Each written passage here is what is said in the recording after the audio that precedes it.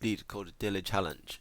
Today it is a medium problem, 3397. Maximum number of distinct elements after operations.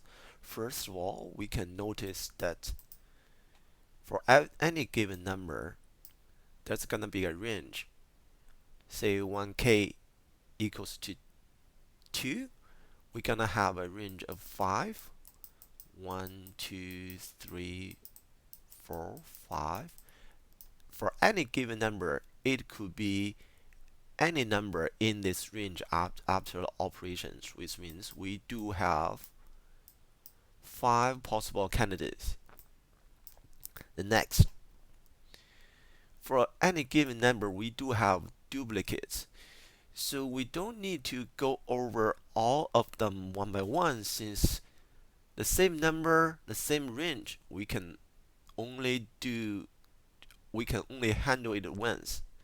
So I'll do a count to find out how many numbers for the duplicates.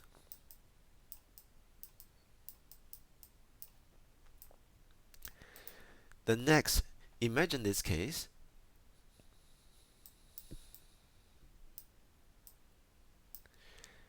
If the duplicate number is 2, then we can just pick the first 2 numbers in this range, which is the minimum of these duplicates, number of duplicates, and this range. The next case will be in this range of 5, but we have 7 duplicates. Then for maximum we can have 5. Then it is also a minimum of duplicates in range. Next case will be considering 2 numbers.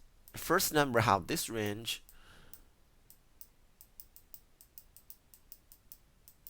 The second number have this range, but there is no overlap.